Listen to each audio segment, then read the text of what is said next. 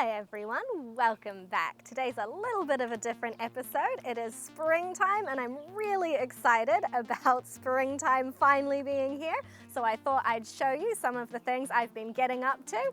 First of all, let's have a look at my spring chicks.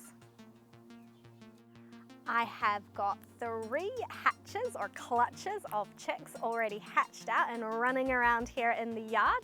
That's 13 chicks from those hatches, and that will probably be all my spring hatching, but you never know. I really do like hatching chicks, so there might be some more to add to that. So of that 13, I hopefully have half of those going to be hens, but you never know, so I'll keep you posted on my hen to rooster ratio.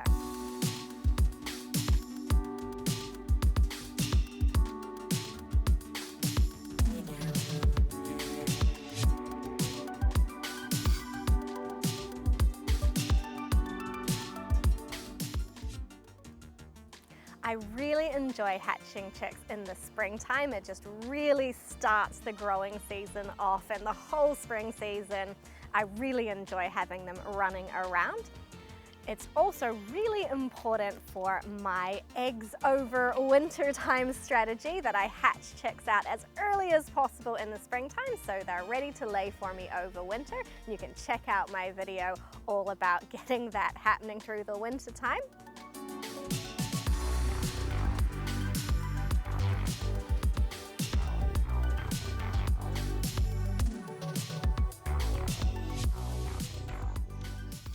So that's 13 chicks so far this season.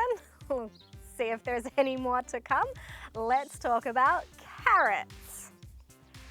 Carrots are not something I grow a lot of because, as you can see, I'm not particularly good at it. I haven't yet found a variety of carrot that works really well for me here in my conditions. I only grow carrots over the winter time because they take up quite a lot of room and they take quite a lot of time to grow. So I put them in the late autumn, let them just hold over the winter.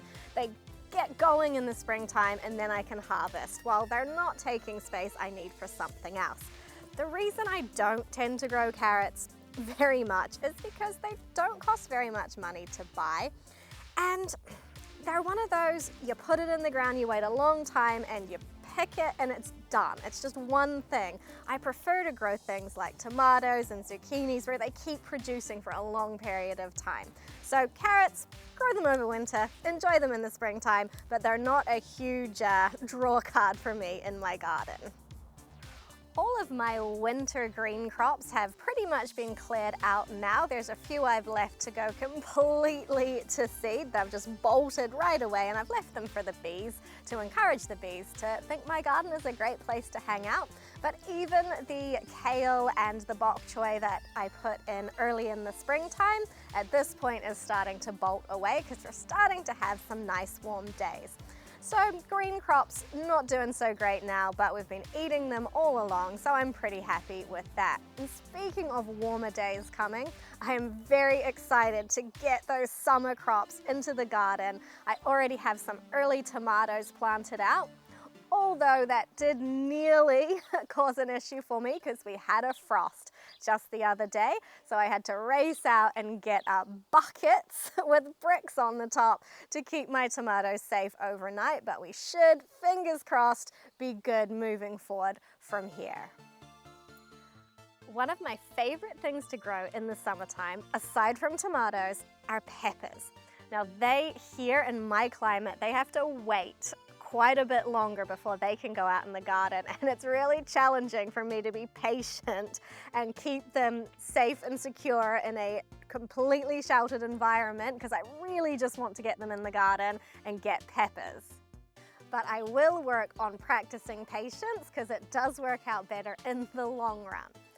Speaking of peppers, this year I am trying to grow some Carolina Reaper peppers for my brother. They're too hot for me, so I don't think you're going to see an on-camera taste test.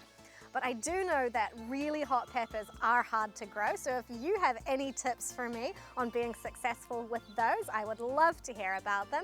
I've only done cayenne and jalapeno peppers before, and I know they're nothing compared to those Reapers, so I would love some tips.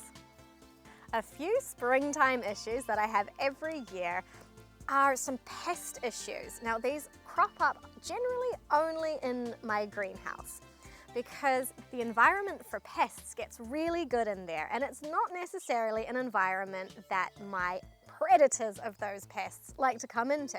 So I have some strawberries just sitting in the greenhouse and they are having some aphid issues.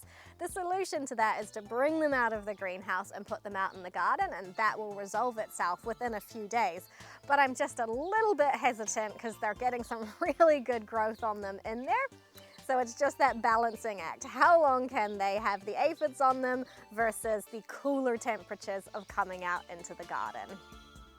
So that's my little springtime update for you. We've got chicks, we've got carrots, albeit not particularly impressive ones. I've got my corn and my squash and my sunflowers out in a small area that I can keep them under cover. So that's the first planting of those. Anything else will have to wait until I can get them out without the covers anymore. I'm itching to get all my tomatoes and peppers and fun things out into the garden, but I am practicing patience so I don't run into any issues getting those out and growing. I hope you've enjoyed seeing everything I've got going on here now that it's warming up. Thanks for watching.